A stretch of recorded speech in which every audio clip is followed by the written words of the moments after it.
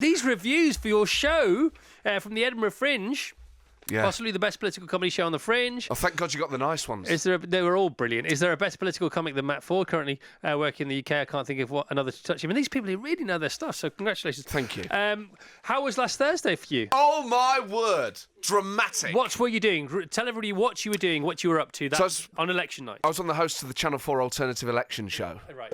And I'm into my politics. And it's no reflection of the results, but just to be, as a political fan... Yeah. As someone who's obsessed with election night, to be live on TV on an election night was cup final stuff. And you were in charge of the news desk, the alternative news desk, yes. Which I think when the exit poll was announced, it was going to be this huge Tory majority. I think it took the wind out of quite a few people's sails. So nobody was more surprised than everyone. Well, that's it. I mean, part of you... They're like boxing matches, I think, with elections, where you kind of think you know who's going to win, but it's only until the fight starts to take place, it actually then becomes glaringly obvious. So there's all the stuff in the air, there's all the things you think, well, is that going to play a part? What happened last time? And then the moment you go, they've won a huge majority, you go, well, of course they have. Yeah. That was inevitable, given everything that happened in the campaign and the context. Front page of the papers yesterday and today. There you go. This is Boris Johnson at the moment. That exit poll was revealed across all the news channels because it's commissioned by ITV, BBC, and Sky, isn't it? And at 10 o'clock, there you go. Tory win with a majority of 306, projected majority of 368. Turned out to be 365. Pretty accurate. Very accurate. And as a former Labour advisor, yes. Hard. Really? Well... Or a relief, because it means you get your party back, doesn't it? Well, there is an element of that where you go, this is proof. I mean, you've been around slightly longer than me. You remember the last time Labour... Very kind of you. You remember the last time... I've had my fat years as well. You remember the last time Labour was in a similar position to Jeremy Corbyn, and it lost every election it stood in. Yeah. And the Labour Party's chosen to repeat that. So but worse, though.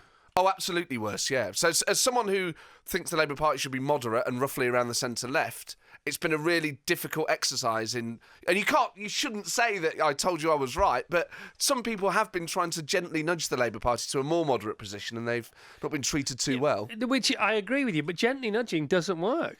It's got to be seismic shifts. Well, this is it, but the public have obviously delivered a seismic shift. But why do they require the public to tell them what's staring everybody else in the face? I agree, but the political parties are full of weird people. Yeah, but you just said we've been nudging, so you've been saying you've been nudging. Oh yeah, but you shouldn't have been nudging. Well, no, I mean... It's pickaxe time, isn't it? Well, it's pneumatic drill, isn't it? I kind of nudged them with a pickaxe.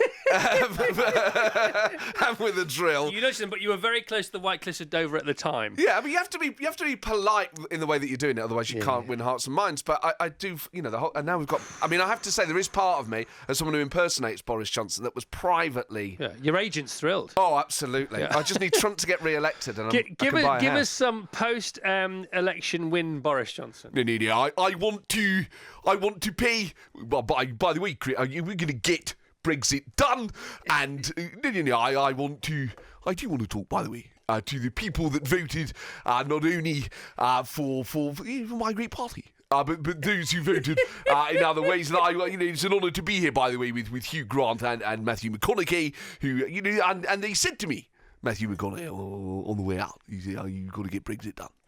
And we will. It's a thing he does with these double fist thing that he does. I love it when he's trying to remember the end of a sentence he's not even thought about, and then he remembers it but loses interest in it immediately and just tails off whilst trying to think of the next thing he's not yet. Yeah, and he'll do the thing. We are going to leave the European Union and WTO World Trade. Yes, carrots, and we are going to. No, I do, and he'll do that thing where he'll pretend he has that tries to do the cheeky glint in the eye. Yeah.